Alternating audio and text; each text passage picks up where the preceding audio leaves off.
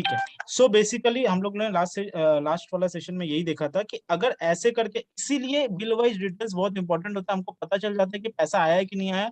बेकार का मैं उस क्लाइंट से ये पूछने का कोशिश करता कि यार क्या हुआ इस केस में, जबकि मेरे को स्ट्रेट अवे दिख रहा है, पूरा क्लियरली दिख रहा है यहाँ पर कि दो दो जो डेटर्स है, दो एक जगह पैसा आया है इस आइटम का, और ये मतलब ऐसे ही खड़ा रह गया है। सो इसको हम लोग को क्लाइंट को बोलना है इसको क्लियर करने, क्योंकि ऐसा आपका आइटम जैसे जैसे बढ़ते जाएगा, आपका लेजर में भी दो लाइन आइटम क्रिएट हो जाएंगे। हम लोग ने वो कंसेप्ट का बात किया था ना कि अगर आप ई सेट ऑफ करते हो तो आपका लाइन आइटम बढ़ते जाता है, तब आपको ओपन आइटम्स में प्लस फिगर भी दिखेगा, माइनस फिगर भी दिखेगा, और जैसे ही आप क्लियर कर दोगे, आप उस लेजर को चलाओगे, उस पार्टी का बैलेंस जीरो दिखेगा इस ऐसे केसेस में। है ना, याद आ रहा है ना ये कंसेप्ट? तो ऐसे ऐसे चीजों को भी आइडेंटिफाई कर देना है, और ध्यान में रखना है कि ऐसे चीजों को भी आपको मतलब बोलना है क्लाइंट को कि ये सब को हटाओ। अच्छा, हम लोग वापस से ये वाले में, ये एजिंग में चले जाते हैं। ये एजिंग और ये एजिंग में कोई फर्क नहीं है, खाली सब टोटल लगा हुआ है बस। ठीक है, हम अभी ईज के लिए, क्योंकि हम लाइन बाय लाइन आइटम्स पकड़ के देख रहे हैं, इसलिए ऐसे करके कर रहे हैं ताकि एक एक लाइन आइटम करके करें। अच्छा, आर एस इंजीनियरिंग कॉर्पोरेशन है, इसका डॉक्यूमेंट है, 2015 का है, 8 लाख रुपया इसका, और कोई आइटम्स में और कुछ है नहीं, कोई बकेट में इसका पैसा नहीं खड़ा हुआ है, और यहाँ पर 8 लाख रुपीज दिख रहा है। अरे इसको तो गारंटी प्रोविजन करवाएंगे हम, गारंटी पॉइंट मिल गया मेरे को, ऑब्जर्वेशन मिल गया मेरे को। इसका तो 8 लाख रुपया, जो भी क्लाइंट बोले मेरे को, इसका प्रोविजन करवाना है हमको बस, है कि नहीं? प्रोविजन इसको बल्कि राइट ऑफ ना करवा दो अगर 5 इयर्स हो ही चुके हैं तो।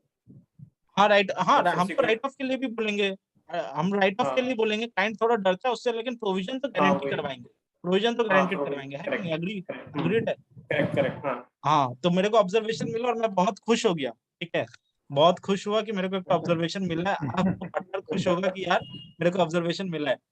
बट इसमें एक बट है, मैंने देखा था ट्रायल में कि मेरा एक 8 लाख रुपया आ रहा था, तो मैंने कोई तीर नहीं मारा है, क्योंकि प्रोविजन मेरा पहले वाला ऑडिटर जो लास्ट ईयर कर रहा था उसने बना ऑलरेडी चुका आठ है। लाख रुपए का प्रोविजन इसमें कर दिया है। तो मैं दुखी हो गया वापस से, क्योंकि ये भी ऑब्जर्वेशन मेरा मुश्किल हाथ से से मिला गया। था। तो ये बात याद रखना कि बस ऑब्जर्वेशन मिले तो खुशी मत हो जाना, प्रोविजन का भी डिटेल लीजिंग के समय ये मांग लेना कि तब ऑब्जर्वेशन मिला और बस क्लाइंट को दे दिया, सर ये सब का प्रोविजन करना है, और अपने प्रोविजन का डिटेल बहुत इंपॉर्टेंट हंस के बोल दिया।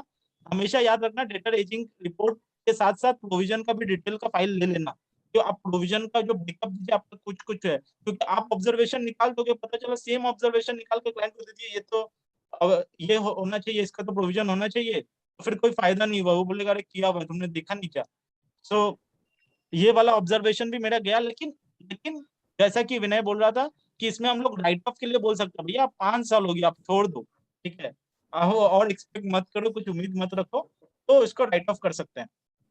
अच्छा, तो एक चीज याद रखना, ऐसा आइटम्स को आइडेंटिफाई करना ना, जिस आइटम्स में मतलब कि जिसमें कोई मूवमेंट नहीं है, जैसे यहाँ पर देख लो कोई बकेट्स में कोई मूवमेंट ही नहीं है, मतलब कि ये डेटर तो आप कोई रेगुलर, मैं ये बोलने की कोशिश कर रहा हूँ कि जो डेटर्स में कोई रेगुलर ट्रांजेक्शन नहीं होता, रेगुलर ट्रांजेक्शन नहीं होता, ऐसे डेटर्स को आइडेंटिफाई करने की कोशिश करना।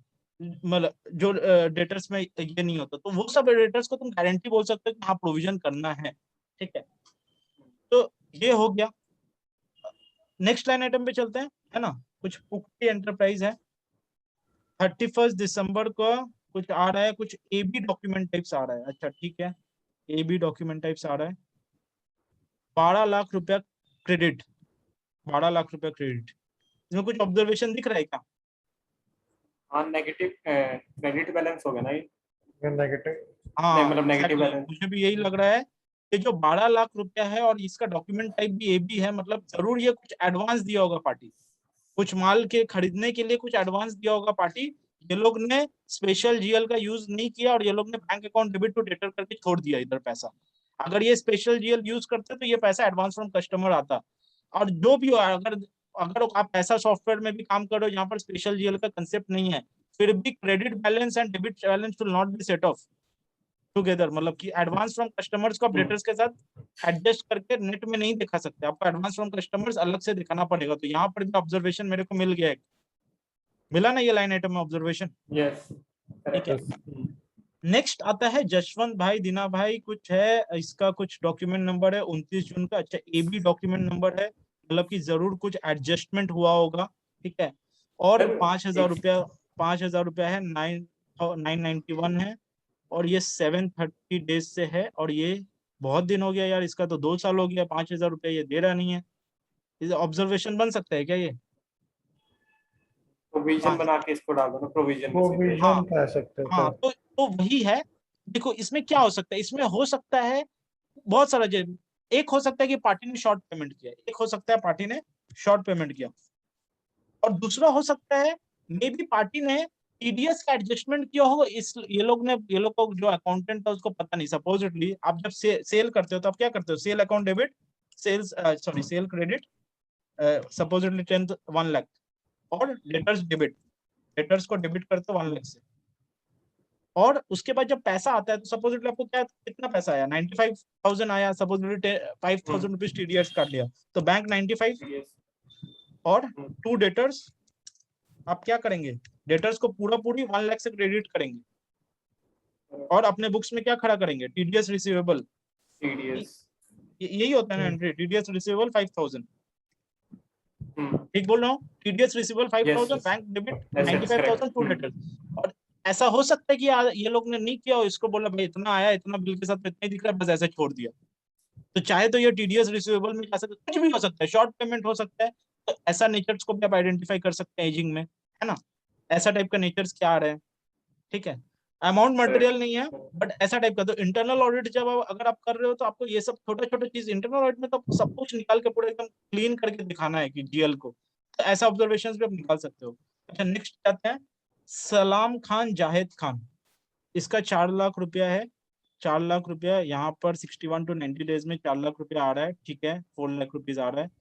अच्छा, 30 डेज का क्रेडिट पीरियड है, आरबी डॉक्यूमेंट टाइप है, ये पार्टी पैसा नहीं दे रहा है।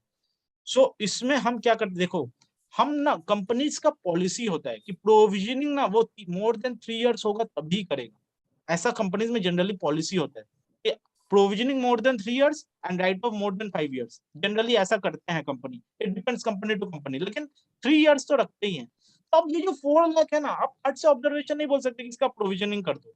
आपको पहले देखना पड़ेगा, आपको ये पार्टी 4 लाख रुपया है, आपका ड्यू डेट है, आप पहले इसका इनवॉइस देखो, मे बी इसके पास कुछ स्पेशल टर्म्स एंड कंडीशंस हो, इसको हम ज्यादा क्रेडिट पीरियड देंगे, पहले वो कंफर्म कर लो। जबकि नहीं कंफर्म नहीं है ऐसा कुछ, तो आपको ये देखना है कि कहीं ऐसा तो नहीं, मतलब कि, तो आपको ये देखना है कि आप क्या फॉलो अप कर रहे हो पार्टी से, पार्टी का एक्सेप्ट किया है कि आप वो 4 लाख रुपया देगा, आप कॉरेस्पॉन्डेंस दिखाइए हमको। सिर्फ क्रेडिट हम देखो, डिटर्स कंफर्मेशन तो हमेशा मिलता नहीं है, लेकिन आपको कंफर्म, आपको दिखाना है कॉरेस्पॉन्डेंस, आप फॉलो अप कर रहे हैं कि नहीं, आप उससे तगादा कर रहे हैं कि नहीं पैसा का, कि आपका डिपार्टमेंट जो है वो बोल के रहा है कि मेरा, और वो एक्नॉलेज कर रहा है कि नहीं 4 लाख है, पता चला वो बोल रहा है कि अरे तुम्हारा माल रास्ते में जल गया था, तुम्हारा माल पहुंचा ही नहीं मेरे पास। ऐसा भी केस हो सकता है, डिस्प्यूटेड केसेस भी हो सकता है। अगर डिस्प्यूटेड केस है तब आप बोल सकते हो कि भाई आपको प्रोविजन करना पड़ेगा, क्योंकि पार्टी इग्नोर कर रहा है। लेकिन पार्टी अगर एक्सेप्ट कर रहा है और बोल रहा है कि नहीं नहीं, मेरे को थोड़ा सा मेरा फाइनेंशियल डिस्ट्रेस चल रहा है, मैं दे दूंगा आपको पैसा, तब आप छोड़ दो। लेकिन आपके पास एक तो कॉरेस्पॉन्डेंस मिला उस केस में कि हाँ चलो, मेरे को एक तो पेपर दिया है उसने, तो वहां से पार्टी का मेल आ रहा है, ये लोग दोनों के बीच में बातचीत चल रहा है कि हम दे देंगे, मेरा थोड़ा फाइनेंशियल डिस्ट्रेस चल रहा है इसलिए हम नहीं दे पा रहे। तो समझ में आया, ऐसे ऐसा अगर बकेट्स में फिगर आते हैं तो क्या दिमाग लगाना है, क्या वर्किंग पेपर चेक करना है, क्या मांग सकते हो, ऐसे चीजों में आप कॉरेस्पॉन्डेंस मांगो क्लाइंट से, तब दिखाओ आप पार्टी से फॉलो अप कर रहे हैं कि नहीं। अच्छा, ठीक है। सो हिमाजी कुशन पावड़ी है, इसका भी एक आरबी डॉक्यूमेंट है, और इसका 6 लाख रुपया ड्यू है, ठीक है, 6 लाख रुपया ड्यू है। और ठीक है, इसमें भी हम लोग वैसे ही बोल सकते हैं उसको कि क्यों वही आपका सेम पैसा, स्टेट। हाँ पैसा ड्यू है, आपका क्या आ रहा है, दिखाइए हमको, पेपर्स दिखाइए, आप फॉलो अप कर रहे दिखाइए, पार्टी एक्नॉलेज किया है कि नहीं आपका, ये दिखाइए। आप मेल कर रहे हैं वहां से कुछ आ ही नहीं रहा है, या फिर वहां से ये रिप्लाई आ रहा है तुम्हारा माल पहुंचा ही नहीं, या फिर तुम्हारा माल शॉर्ट पहुंचा, या हमने कोई क्रेडिट नोट रेस किया। ये सब तो यही तो होता है, अंदर में घुस के जाके देखना कि एक्चुअल में क्या हो रहा है। उसी तरह यहाँ पर है, वही सेम पार्टी है, और इसका 2 लाख रुपया, लेकिन इसका 2 लाख रुपया ना 2016 से पड़ा हुआ है। अच्छा, अब मेरे को ऑब्जर्वेशन, मेरे को लग रहा है मेरे को मिल गया, अब तो मेरा पार्टनर खुश होगा भाई, 2 लाख रुपया अब मिल गया, हाँ मिल गया। 1721 डेज, अब मेरा पार्टनर मेरे से खुश होगा कि चल एक तो लाया कंफर्ट प्रॉफिट, मतलब उसका बस पीएल में हिट कराने में वो बहुत खुश होता है। मैं इसीलिए ना क्रेडिटर एजिंग नहीं कराता, डेटर एजिंग कराता हूँ। क्रेडिटर एजिंग में आप राइट बैक करवाते हो, आप इनकम रिकॉग्नाइज करने बोलते हो कि भैया आप इनकम रिकॉग्नाइज करो। तो उसमें आपका भी ऑडिटर का भी डर डर रहता है कि, और खासकर अगर हम आर्टिकल है तो डर रहता है कि भाई इसको बोलने इनकम रिकॉग्नाइज करने। लेकिन प्रोविजन में क्या है, चल तेरा प्रॉफिटेबिलिटी कमाना है मेरे को, ठीक है करवाते हैं, ये वाला मैं रिस्क ले सकता हूँ। इनकम रिकॉग्नाइज करने, कल को अगर पासी पार्टी आ गया और पैसा मांगा तो वो तो बोलेगा कि यार ऑडिटर ने बोला तो मैंने इनकम रिकॉग्नाइज कर लेने, है ना। तो creditor ageing is more important than checking debtor ageing, ठीक है ना। मतलब both are important, but implication यहाँ ज्यादा है ना, वहां पर प्रूडेंस का कंसेप्ट है ना कि भाई पहले लॉसेस को रिकॉग्नाइज करो, इनकम तो ठीक है बाद में भी तुम रिकॉग्नाइज कर सकते हो, है कि नहीं। Why correct debtor correct. Ageing is important, समझ में आ रहा है ना। तो यहाँ पर 2 लाख हुआ। अच्छा, लेकिन इस पार्टी और इस पार्टी में एक फर्क था 8 लाख वाले में। इसमें मेरे को बकेट में कोई ट्रांजेक्शन ही नहीं दिख रहा था। इसका एक बार ना ऑल आइटम्स भी चला के दिख लेना, कुछ पार्टी को इसको सेल करें कि नहीं, तब ज्यादा एश्योरेंस मिल जाता है कि इसको राइट ऑफ करने, क्योंकि इस पार्टी के साथ मतलब मेरा कोई लेन देन ही नहीं है, मतलब ना इसका मोबाइल नंबर है ना इसका ईमेल आईडी है, कुछ भी नहीं है, और छोड़ दो। लेकिन इस पार्टी के साथ मेरा रेगुलर ट्रांजेक्शन होता है, लेकिन ये 2 लाख रुपया पुराना कुछ छोड़ के रखा है, ठीक है। अभी चाहे तो आप दिखाओ इसमें क्या हुआ, इसका भी कॉरेस्पॉन्डेंस मांग सकते हो। अगर वो पहले तो प्रोविजन करने बोलोगे, लेकिन वो अगर दिखाएगा नहीं नहीं इसका कुछ डिस्प्यूटेड है, तो ऑब्वियसली ये डिस्प्यूटेड होगा, तभी वो 4 साल से नहीं दे रहा है या 3 साल से नहीं दे रहा है। तो वो सब चीज ध्यान में रखना और इसका प्रोविजन करवा सकते हो। तो एक चीज को तो श्योर शॉर्ट दिमाग में रखना, ये सारा बकेट्स को फिल्टर मारना और वो सारा आइटम्स को देखना कि जहां पर party with no movement at all, मतलब कि 2-3 साल से कोई मूवमेंट ही नहीं है, वो सबका तो गारंटी आप प्रोविजन करवा सकते हो, क्योंकि यार आपका तो वो पार्टी भाग गया सपोजिटली, वो पार्टी और है नहीं। और जो लोग के साथ रेगुलर ट्रांजेक्शन आप बोलो इसको फॉलो अप करो, ये तो आपका रेगुलर कस्टमर है, इससे आप बात करो, इसको बोलो क्यों पैसा नहीं दे रहा है। और वो अगर बोलेगा कि नहीं यार ये पार्टी ये माल रिसीव ही नहीं किया था, गलत इन्वॉइसिंग हुआ था, जो भी हो, तो आप इसको चार्ज ऑफ करो ना। तो इसीलिए कॉरेस्पॉन्डेंस देखना जरूरी है। अगर पार्टी बोल दे रहा है, केस पे बोल दे रहा है कि भाई ये पैसा हम देंगे नहीं, ये माल हमको मिला ही नहीं, तो आप गारंटी इसको राइट ऑफ करवा सकते हो ना, है ना। बेकार का फिर इसको प्रोविजनिंग कर करके क्यों कर रहे हैं, इसके लाइन आइटम्स को क्लियर करते हैं। अच्छा, नेक्स्ट लाइन आइटम पे चलते हैं। क्लैरिटी हो रहा है ना सारा चीज का। यस राइट, हो रही हाँ, है सर। नेक्स्ट आइटम मोहन वासा, इसका भी कुछ एबी डॉक्यूमेंट टाइप है, कुछ 15,000 रुपया क्रेडिट आके पड़ा हुआ है। 15,000 रुपया क्रेडिट आके पड़ा हुआ है, तो इसमें कुछ ऑब्जर्वेशन दिख रहा है क्या। एडवांस फ्रॉम कस्टमर हो सकता है ये भी। अब देखो एडवांस फ्रॉम कस्टमर हो सकता है, लेकिन टिकट साइज बहुत छोटा है, 15,000 रुपया, तो बहुत रेयर चांस है, तो वो देख लेना कि एडवांस फ्रॉम कस्टमर है कि नहीं। And the thing is that more than important, 900 दिन से आप इसका एडवांस फ्रॉम, अगर एडवांस फ्रॉम कस्टमर है, 900 दिन दिन से आप पैसा नहीं है, मतलब आप इसको माल सप्लाई तो करने वाले नहीं है, सीधा सा बात है। तो आप इसको तो इनकम रिकॉग्नाइज करने की कोशिश करिए। इसका तो कुछ आप फोरफिट कर लिए होंगे मे बी पैसा, सपोजिटली ऐसा हो सकता है अगर 1500 है। और ऐसा भी हो सकता है कि मे बी आपने आपने कुछ उसको बोला हो पार्टी को कि कुछ एलडी का रिकवरी कर किया हो सपोजिटली पार्टी से। अब पार्टी ने अपने इनवॉइसिंग शायद गलत जगह कर दिया, तब मेन जीएल में हिट कर दिया, ऐसा हो सकता है। सपोजिटली आपने कुछ एक्स्ट्रा रिकवरी बोला पार्टी को पैसा देने, एक तो होता पार्टी गलती गलती से 15,000 रुपया दी थी, क्या क्या आपको सोचना, हर तरह की सिचुएशन को सोच लेना है। एक हो सकता है एडवांस दे दिया है, अब इसको बोलो कि भाई अब तो आप दे रहे नहीं है, उसको नहीं देना है क्या, अगर नहीं देना है तो इसको इनकम लेके लाइन आइटम क्लियर करो। और अगर ऐसा नहीं है तो मे बी पार्टी ज्यादा दे देगा, पार्टी ज्यादा क्यों देगा, मे बी आपने कुछ एलडी वेलडी का चार्जेस लगाया होगा कम उस पे, कोई मैनुअल एक्सेल में इनवॉइस बना के भेज दिया होगा पहले के टाइम में, अभी तो जीएसटी आ गया, सब चीज बहुत कम हो जाता है, बट मैनुअल कुछ बना के भेज दो कि इसका एलडी का 15,000 रुपए एक तो क्रेडिट नोट आपने क्या मारा, तो आपने सिस्टम में मे बी कोई उसका अकाउंटिंग ही नहीं किया हो, ऐसा हो सकता है। आपने कुछ एक तो हैंड मैनुअल बिल बना के और उसका पैसा आके 15,000 है, तो आपको इसका सिचुएशन को देख के आइडेंटिफाई करने की क्यों है, और उस अकॉर्डिंगली अप्रोप्रिएट एक्शन लेना है, ठीक है। सेम है अतुल सर कुमार। हाँ हाँ हाँ बोलो। सर वो जो ऊपर 12 लाख का था वो क्रेडिट बैलेंस था, उस केस में हम क्या क्या मतलब ऑब्जर्वेशन मतलब कर सकते हो, जैसे एडवांस का हो गया तो मतलब क्या मतलब चेकिंग और ऑब्टेन कर कौन सा सकते हो 10 उसमें। लैक्स, कौन सा जो 12 लाख का क्रेडिट बैलेंस है ना, 12 वो 12 लाख तो नेगेटिव देखो एक बैलेंस। तो बड़ा फिगर है, 12 लाख तो बड़ा फिगर है, और एबी टाइप का डॉक्यूमेंट मैक्सिमम चांसेस है कि एडवांस फ्रॉम कस्टमर्स ही होगा, इससे ज्यादा और कोई गलती से तो 12 लाख रुपया देगा नहीं। दूसरा एक ऐसा हो सकता है, कहीं कहीं ऐसा तो नहीं है कि कोई किसी डेटर को लोन देके रखा है या किसी पार्टी को लोन दिया है, कोई मेरा डेटर है सपोजिटली, और उसको हम उसने आया मेरे पास और बोला थोड़ा सा हमको लोन दे दीजिए ना, आप सपोजिटली आप ट्रांजैक्शन कर रहे हो, आपको पता है कि ये मेरा बंदा सही है, आप इसको लोन भी दे सकते हो सपोजिटली, इसको चाहिए क्योंकि आपको पता है भाई इसको इसको माल बेच के इससे रिकवर कर लेंगे, इसके साथ ट्रांजैक्शन रखने के लिए, ऐसा भी हो सकता है। सो इसीलिए मैं बोल रहा था कि सेल्स के साथ आपको डेटर्स चेक करना बहुत जरूरी है। तो अगर वो लोन दिया है तो वो कहाँ जाना चाहिए, लोन्स एंड एडवांसेस में जाना चाहिए। लोन में हाँ, नॉट इवन तो वो क्या एंट्री हो सकता है, वो अगर किसी को लोन दे रहा है तो क्या होगा। अच्छा सॉरी, ये तो क्रेडिट बैलेंस है, गलत मैं बोल रहा हूँ। अगर सपोजिटली एक डेबिट बैलेंस यहाँ पर 11 लाख रुपए सपोजिटली आता, सपोजिटली ये जो दिख रहा है 11 लाख रुपए, और इसका डॉक्यूमेंट टाइप ए बी होता, और किसी ने अगर ऐसा एंट्री मारता, उसको मानना चाहिए था loans and advances account debit to bank, और उसके जगह वो मार दिया debtors account debit to bank, ऐसा एंट्री मार दिया, ऐसा एंट्री को आप एजिंग रिपोर्ट से पकड़ पाओगे। अभी आपको थोड़ा बहुत क्लैरिटी या डॉक्यूमेंट टाइप का क्या होता है, फिर भी आप थोड़ा बहुत समझ जाते हो कि डॉक्यूमेंट टाइप से आप पकड़ सकते हो। लेकिन अगर आप सेल्स के साथ इसको चेक करते हो तो आप बोलते भाई इतना बड़ा अमाउंट, इतना बड़ा कोई टिकट साइज का मेरा सपोजली 1 करोड़ रुपया होता है, इतना बड़ा तो अमाउंट का कोई मेरा सेल्स होता ही नहीं है। या फिर आप कस्टमर का नाम देख के पहचान जाते हैं, ये तो मेरा डेटर है ही नहीं, इसको तो हम कोई सेल करते नहीं, मेरा तो सेल्स रजिस्टर में इसका नाम ही नहीं आया था।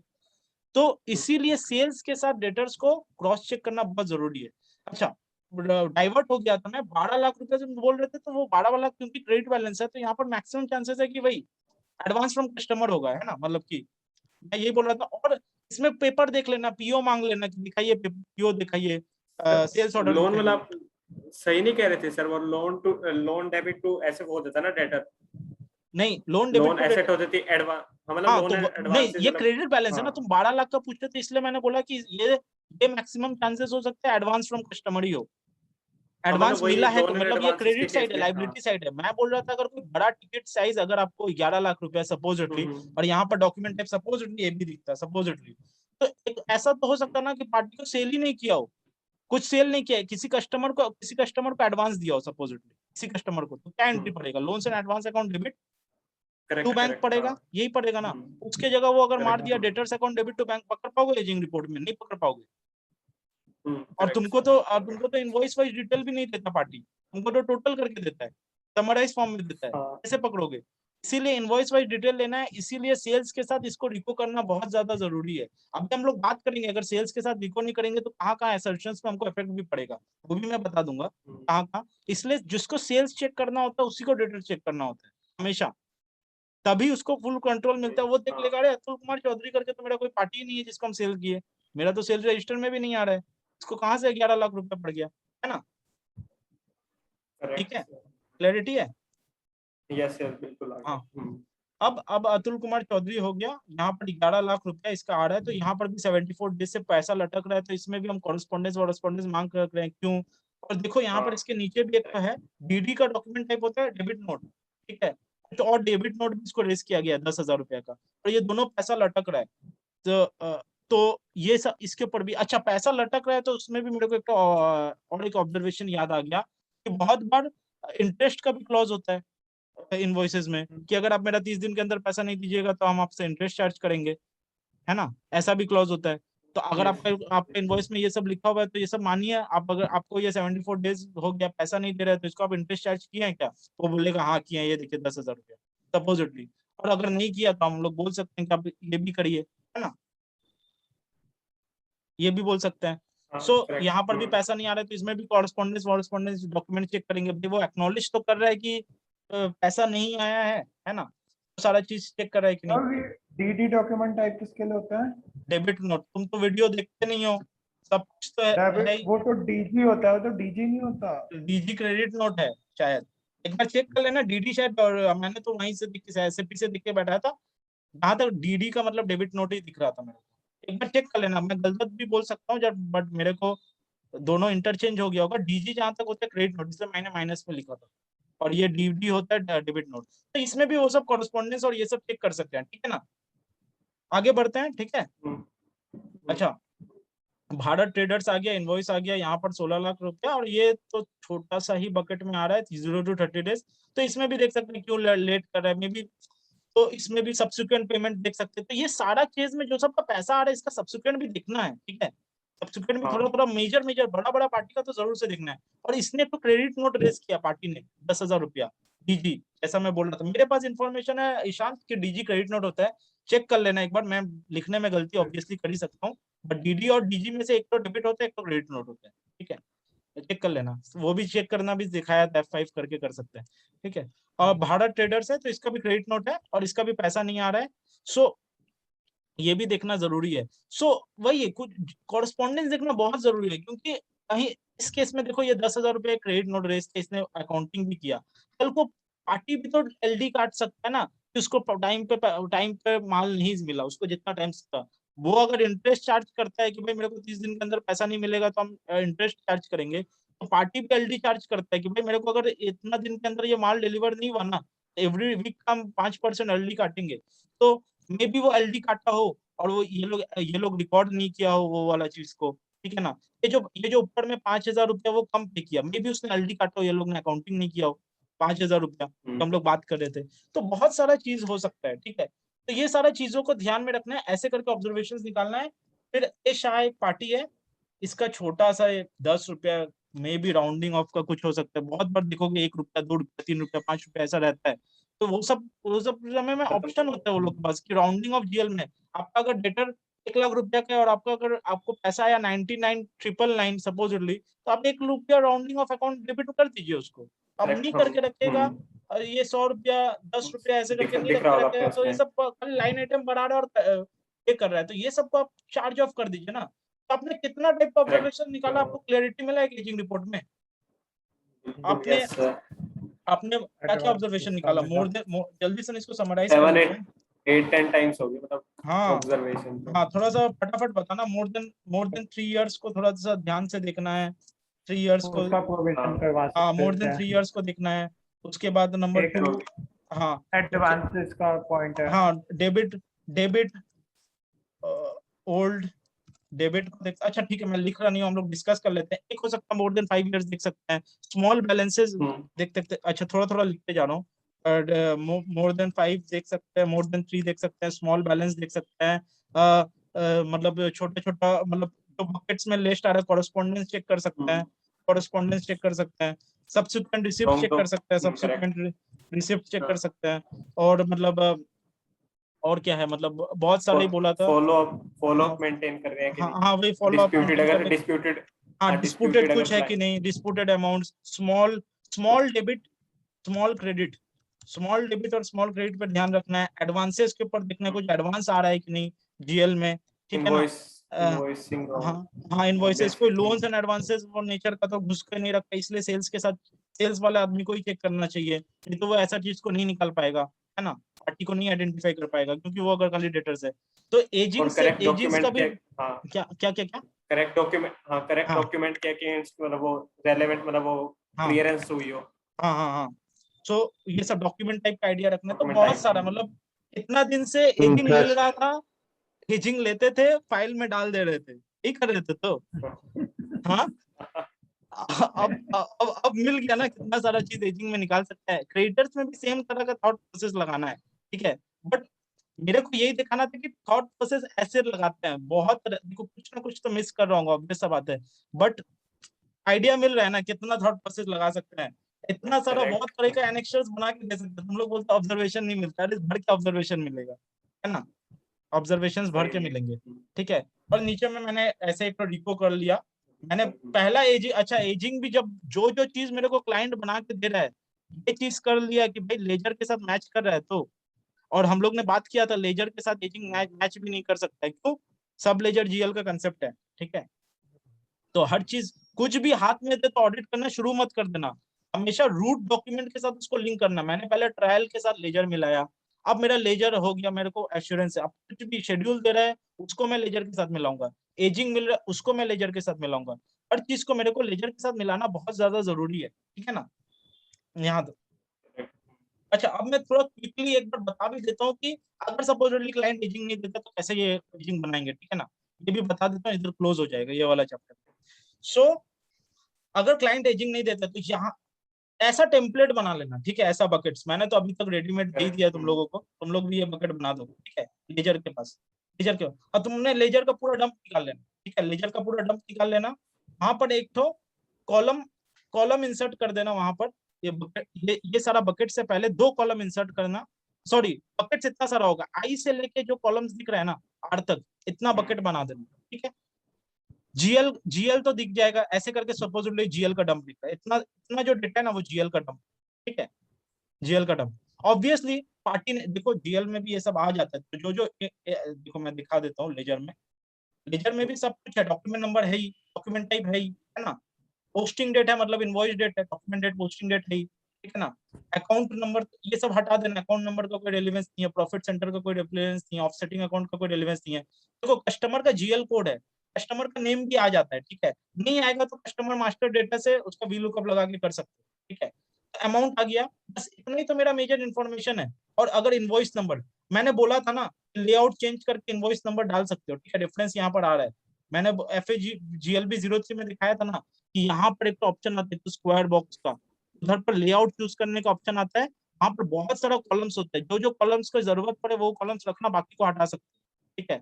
हटाना तो तुम एक्सेल में भी डिलीट कर सकते हो, चाहिए जो वो वहां पर खोज लेना, पार्टी नेम अगर आ गया ना यहाँ पर बॉक्स में, पार्टी नेम फिर VLOOKUP लगा के करना नहीं पड़ेगा। समझ में आ रहा है ना मैं क्या बोल रहा हूँ? यस बिल्कुल, ठीक है, ठीक है ना, यहाँ तक इतना दूर तक मेरा डेटा से काम बन जाएगा ना, इतना मेजर, मेरा कस्टमर का नाम आ जा रहा है, अमाउंट आ जा रहा है, अच्छा रेफरेंस को भी ले लेता हूँ, रेफरेंस को सजा लूंगा मैं, रेफरेंस भी मिल गया, डॉक्यूमेंट डेट हो गया, पोस्टिंग डेट हो गया, नेट ड्यू डेट भी सिस्टम में आ जाता है, ठीक है, सिस्टम में आता है वो लोग, ड्यू डेट का भी, तो वो भी अगर नहीं आ रहा है तो वो कॉलम इंसर्ट कर लेना। इतना कुछ कर लिया, ये डेटा को बना दिया, और बगल में यहाँ पर बकेट्स बना दिए, जैसा हम लोग ने बकेट तुम लोग को शेयर किया था। अब देखो फॉर्मूला मैंने क्या लगाया, बकेट बना दिया, एक कॉलम और इंसर्ट करना, यहाँ पर 31 मार्च लिख देना, ठीक है। 31 मार्च लिखने के बाद यहाँ पर डिफरेंसेस निकाल लेना, ड्यू डेट से 31 मार्च का, फॉर्मूला दिख रहा है ना, ड्यू डेट से 31 मार्च का, क्या किया मैंने, ड्यू डेट माइनस 31 मार्च को फिनिश कर दिया, डेज निकल गया, डेज निकल गया सारा, डेज तो इतना दूर तक इजी है। बकेट्स तुमने पहले ही बना लिया, बकेट्स इतना सारा, अब खाली फॉर्मूला लगाना है, if this days is less then 0 तो D7 क्या मेरा आउटस्टैंडिंग अमाउंट, बस यहाँ रख दो 0। सेकंड बकेट में क्या दिया, if G7 is less than equal to 30 से कम है, ठीक है ना, and is greater than equal to 0, क्योंकि 0 यहाँ पर माइनस भी आएगा, ठीक है ना, तो G7 फिगर दे। उसी तरह नेक्स्ट बकेट में क्या होगा, if H7 is greater then 31 and H7 is less then 60 से कम है और 31 से ज्यादा है, तो ये फिगर पिकअप कर दो, और ये एजिंग रिपोर्ट आप खुद से बना सकते है ना। सेम अभी बनाई थी सर आज, 1-2 दिन में ही। अच्छा, लेकिन 365 डे, हाँ 365 तक थी हमारी, लेकिन हाँ वही ना, तो 365 पर रहना एक मजाक होता है, ठीक है ना। हाँ करूंगा मैं, और एक्सटेंड करूंगा। हाँ इसीलिए ऐसा मजाक ऑडिटर्स के साथ हो रहा था, तभी जाके लोग ने कंपनीज एक्ट में ला दिया कि भाई तुम सुनो, तुम लोग मजाक कर रहे हो, तुम लोग को ऑडिट आता नहीं है, इसीलिए उसने बोला कि भाई 4 कॉलम बनाया, less than 6 month, 1 to 2 years, 2 to 3 years, more than 3 years, नहीं तो इतने दिन से तो मजाक ही हो रहा था, समझ गए। बनाऊंगा हाँ। अच्छा ठीक है, अब ना थोड़ा सा मैं वर्किंग पेपर का फटाफट थोड़ा सा बात कर लेता हूँ कि अब वर्किंग पेपर में कैसे मेंटेन करता हूँ, इसके बाद ना मैं मार्क टू मार्केट और ECL का एक सेपरेट वाला, जो इसमें मार्क टू मार्केट ECL कर दूंगा। अब देखो मैं वर्किंग पेपर कैसे मेंटेन करता था, हमें इसे कैसे सिखाया गया उसके ऊपर बात करते हैं। एजिंग के ऊपर कंफर्ट लेना तो आ गया, ठीक है ना। एक और चीज मैं बोल देता हूँ असर्शंस के ऊपर में, ठीक है, कि कहाँ गया असर्शंस,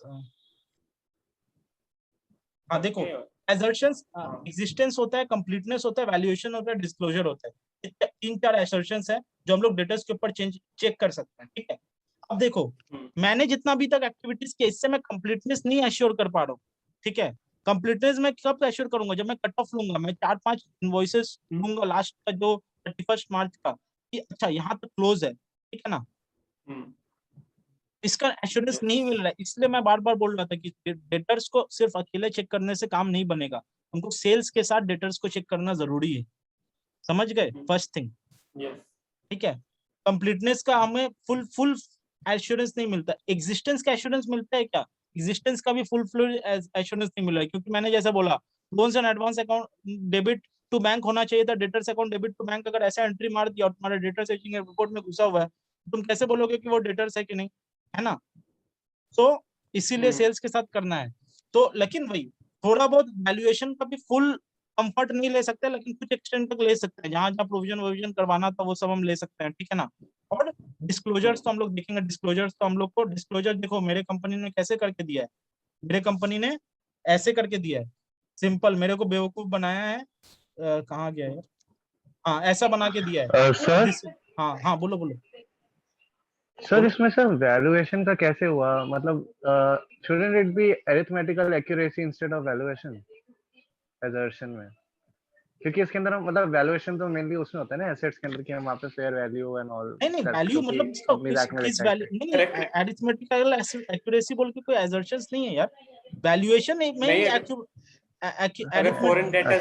अगर फॉरेन डेटर्स कस्टमर है तो उस केस में भी तो फिर फॉरेन का जो हाँ उस केस में तो होगा, राइट हाँ हाँ राइट उसमें तो होगा। मैं यही बोल रहा हूँ कि वैल्यूएशन में अरिथमेटिकल एक्यूरेसी सब कुछ लिखते हैं, कास्टिंग देखो अभी तो तुम्हें सब कुछ एक्सेल में मिल रहा है, पहले के लोग ट्रायल बैलेंस को लेजर क्यों मिलाते थे, क्योंकि हाथ से लेजर बनता था, हैंड बुक्स होते थे, सब वो लोग कास्टिंग चेक करते थे, एजिंग रिपोर्ट का ना वो लोग टोटल भी चेक करते थे। आज से 6 साल 10 साल पहले जो एजिंग रिपोर्ट क्लाइंट बना के दिया ना, उसका हम टोटल भी चेक करते थे, क्योंकि हम लोग मानते थे सब कास्टिंग रिकम्प्यूटेशन सब करते थे।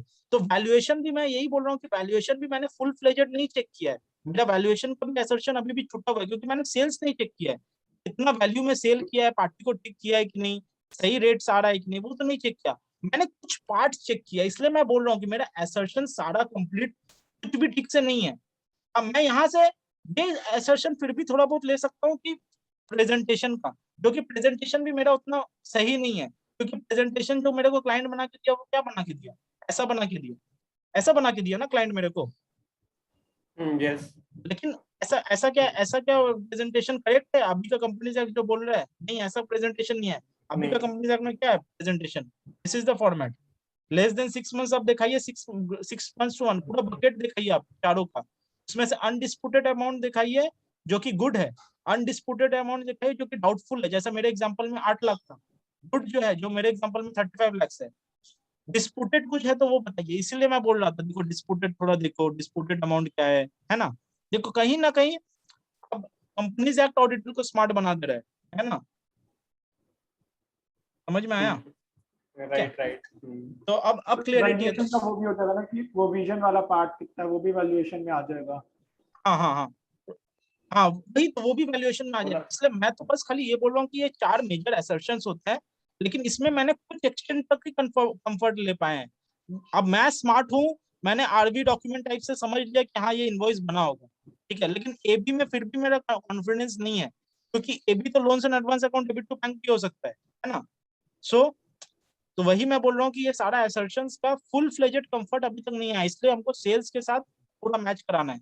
हमारा डिस्कशन ये था कि ट्रेड रिसीवेबल्स को कैसे ऑडिट करते हैं, तो एक क्लिक ऑडिट किया, सेल्स का जब करेंगे तो फिर सेल्स में क्या, सेल्स देख लेने से थोड़ा कंफर्ट आ जाता है कि हाँ सेल्स के मेरे को पार्टी जितना दिख रहा है ना एजिंग में पार्टी, उसका मेरे को कंफर्ट है ना, कि ये सारा पार्टीज मेरा एग्जिस्ट करता है, ये सारा पार्टीज है, ये सारा पार्टीज को बेचते हैं हम लोग, और इसका हम लोग कट ऑफ देखो, कट ऑफ कैसे चेक करो, कट ऑफ कहाँ चेक कर रहे हो हम लोग कंप्लीटनेस चेक कर पा रहे हैं, कंप्लीटनेस नहीं चेक कर पा रहे हैं, कंप्लीटनेस का एक भी ऑडिट प्रोसीजर परफॉर्म किया जिससे हमको कंप्लीटनेस मिले, कंप्लीटनेस तब मिलता है जब हम लास्ट 5 इनवॉइसेस ले लेते, उसका सारा माल इशू हो गया वो भी देख लेते, सारा गेट आउट हो गया, डिलीवरी ऑर्डर्स बनना, सारा डिलीवरी चलान बन के माल निकल गया, गेट एंट्री ले लिए, इनवॉइसेस ले लिए, ये मेरा लास्ट 5 इनवॉइस का सीक्वेंस नंबर रहा मेरा, देखो यहाँ पर एक यूनिक सीक्वेंस नंबर है 2021.HD260 ऐसे करके सीक्वेंस नंबर है, तो ये सारा चीज रहता तब जाके मैं बोल सकता, तब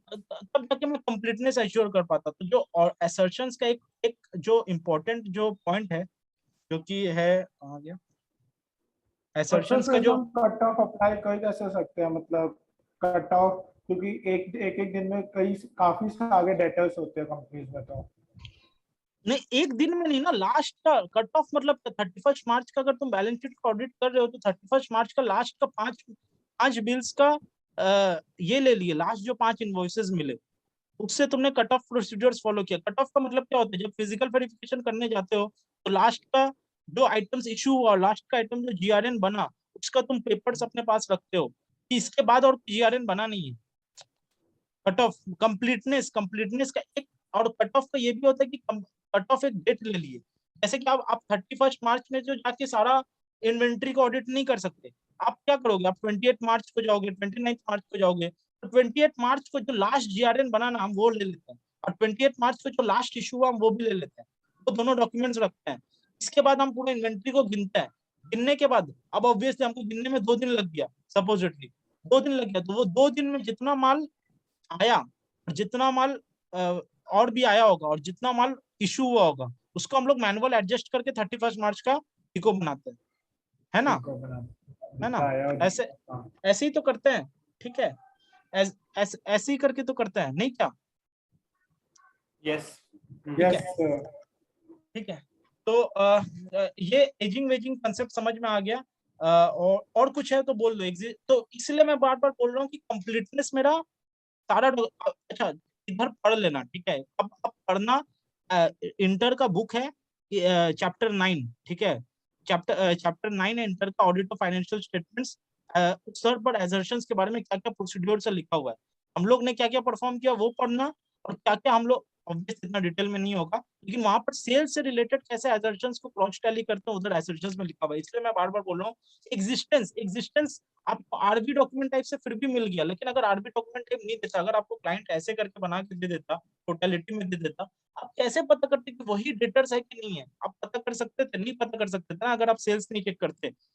इससे सेल्स जो चेक करता है उसको सब पता होता है कि हाँ ये पार्टीज है, ये रेगुलर कस्टमर है। तुम लोग में भी, ईशान तुमने भी सेल्स चेक किया तो तुमको पता है ना कौन सा बड़ा बड़ा कस्टमर्स है, ये नाम पता ही है कौन सा। तो इसलिए मैं बोल रहा हूँ एग्जिस्टेंस का तुम कैसे एश्योरेंस लोगे? ये एग्जिस्टेंस है। एक तो हो गया कि भाई सब्सिक्वेंट चेकिंग वेकिंग एग्जिस्ट कर दिए, तो किए हम लोग ने, एश्योरेंस दिया, लेकिन सबको क्रॉस भी मिलाना बहुत जरूरी है, सेल्स का लेग को भी चेक करना बहुत जरूरी है, ठीक है। अभी एक बार मेरे पास है नहीं क्या, वो डाउनलोड किया था शायद, मैं दिखा देता कि चैप्टर 9 में लिखा हुआ था। अच्छा हाँ है ना, इसको डिस्कस कर लेते हैं। चैप्टर 9 में ट्रेड रिसीवेबल्स है, ट्रेड रिसीवेबल्स में लिखा हुआ है, इसको हम लोग एक बार डिस्कस कर लेते हैं, तब हम लोग क्या एश्योरेंस ले पाए। हाँ ये देखो, trade receivables are an essential part of organization. It is typically an invoice is raised and issued to the customer when the invoice balance sheet. If the balances are not recovered later on, this amount needs to be written off as a VAT. It is important to carry out test of controls. वो सब हम लोग बात कर लिए। इधर पर क्या चाहिए, following point needs to be considered in respect of trade. अच्छा एक काम करते हैं, नेक्स्ट सेशन में लॉगिन करते हैं, इसके ऊपर डिस्कस करते हैं, ठीक है, आराम से क्या क्या एसोसिएशंस का हम लोग कंफर्ट लिए हैं, ठीक है, ठीक है, नेक्स्ट सेशन में लॉगिन करते हैं, आराम से करते हैं इसको।